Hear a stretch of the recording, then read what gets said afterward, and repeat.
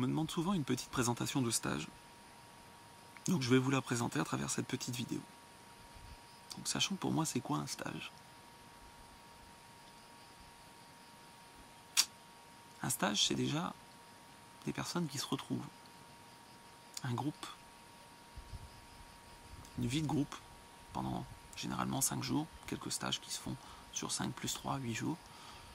Mais déjà sur 5 jours. Qui la plupart du temps vivent sur le lieu. Vont aussi préparer au moins un repas ensemble, vont se côtoyer au quotidien, vont échanger les uns les autres. Il y a souvent en gros une quinzaine de personnes dans les stages. Pas trop, pour que je puisse être présent à chacun, et en même temps une certaine taille pour que la richesse de l'échange ait lieu. Donc on parle de quoi? Et qu'est-ce qu'on pratique? L'idée, c'est ce que l'on parle, c'est uniquement des outils pour pratiquer.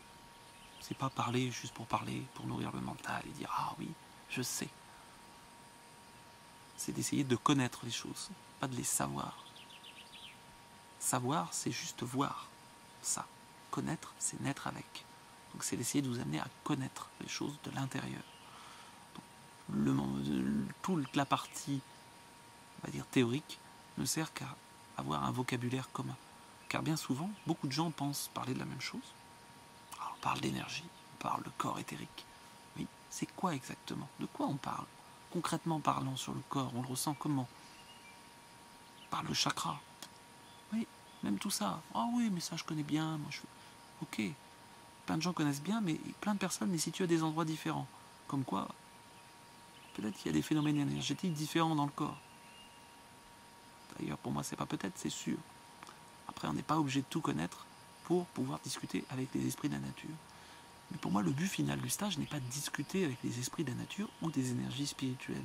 C'est que finalement, nous aider sur notre chemin de vie, à être ici et maintenant, dans ce monde. Et se rendre compte que ce monde, effectivement, il y a plein d'autres énergies qui sont présentes, avec lesquelles on peut communiquer. Et c'est ça l'intérêt d'ailleurs, c'est se rendre compte qu'on peut communiquer avec énormément d'énergies différentes et qu'on est loin d'être tout seul. Que ça soit dans une forêt, comme ici, que ça soit en ville. Souvent les gens sont accompagnés par différentes énergies et s'en rendent pas compte. Donc prendre conscience de ça.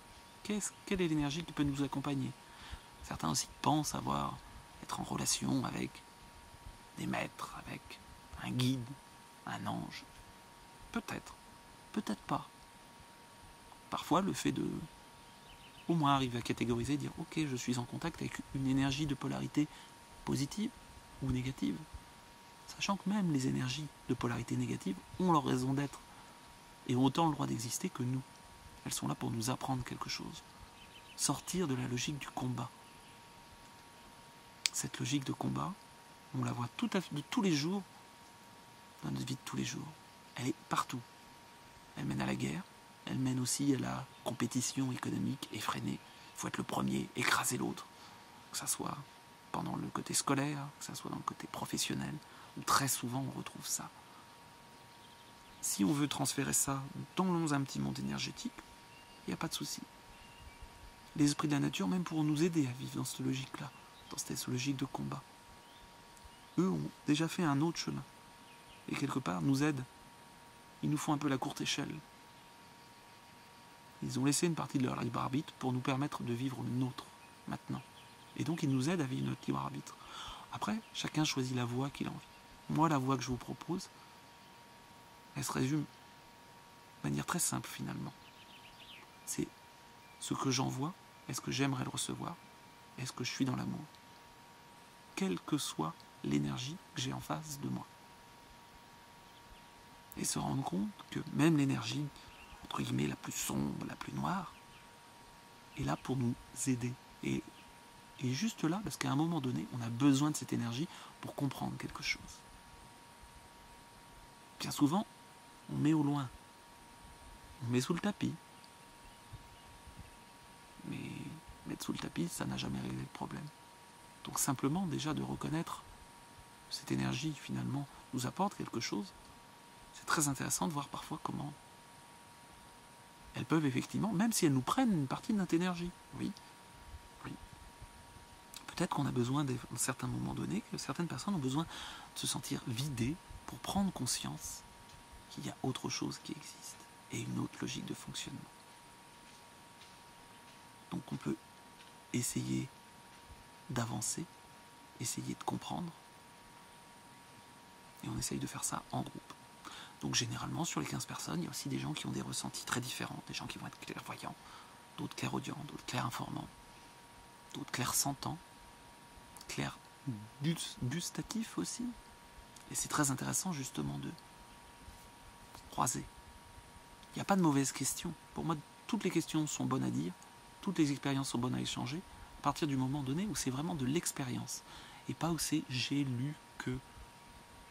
Généralement, quand on me dit j'ai lu dans tel bouquin, qu'est-ce que t'en penses? La plupart du temps, c'est j'en sais rien. Parce qu'à un moment donné, le bouquin, quasiment tous les livres, un des gros problèmes du livre, c'est que ça nourrit le mental. Et qu'à un moment donné, ça a été écrit à une période donnée. Et que même si c'était parfaitement juste, à ce moment donné, dans un contexte précis, ça ne veut pas dire que dans un autre contexte, un autre moment, ça sera juste. Et même le dernier bouquin qui vient de sortir, il ne faut pas oublier qu'au mieux, ça fait 6 mois qu'il a été écrit. Au mieux.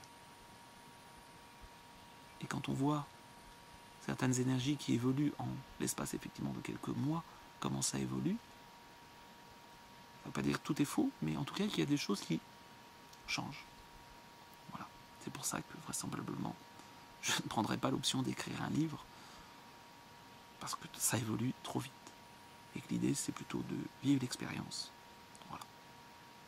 Et après, derrière, normalement, au bout de 5 jours, effectivement, vous avez prêt à discuter, à se rendre compte qu'il y a des esprits de la nature, qu'il y a des énergies de nature spirituelle, à pouvoir discuter concrètement, à vous rendre compte qu'on arrive en groupe à avoir un résultat reproductible. Ce qui est intéressant aussi de dire, mais est-ce que c'est purement dans mon mental ou... Ben non, quand il commence à y avoir 15 personnes qui ressentent la même chose au même endroit, en étant à l'aveugle, c'est qu'il semblerait qu'il puisse y avoir des choses de tangibles. Voilà. Après, on colle des étiquettes dessus. Oui, c'est des étiquettes. Dans d'autres parties du monde, on mettrait sûrement d'autres étiquettes. Pourquoi pas utiliser celle d'esprit de la nature, d'énergie spirituelle, voire d'autres types d'énergie encore. Donc je reste flou aussi sur certaines parties du programme, parce que tout simplement, il y a des choses, il faut les vivre. Voilà. Et pour moi, ce qui me guide aussi, c'est d'emmener les gens à vivre l'expérience la plus juste. Donc parfois, on commence, on n'a pas du tout un programme linéaire, parce qu'on a besoin d'aller à un endroit précis, ou de contacter une énergie précise, par rapport à certaines personnes du groupe, pour les aider à avancer. Et puis à d'autres moments, voilà, on a quelque chose de un petit peu plus linéaire. Voilà. La constante, chez moi, c'est que généralement, on part très souvent en étoile, c'est rarement linéaire. Pour d'ailleurs certaines personnes, c'est très difficile, parce que si on veut suivre avec son mental, j'ai un enseignement qui est très difficile pour les gens qui veulent suivre absolument avec leur mental, qui tiennent, parce que ça part a priori dans tous les sens. Mais le vivant n'est pas linéaire. On essaye d'étudier le vivant de manière linéaire, mais généralement, dans ces cas-là, on étudie quelque chose qui est mort. Donc moi, c'est de vous amener aussi à avoir une démarche d'esprit, effectivement, qui va fonctionner en association, qui va partir dans un sens, partir dans l'autre. Parce que notre petit monde, voilà, c'est pas une ligne droite. Voilà. Vous avez un petit aperçu du stage. Qu'est-ce que peut être un stage? Qu'en dire d'autre? Il y aurait au moins 5 jours de vidéo à faire, mais ça va être un petit peu long. Donc vous avez un petit aperçu.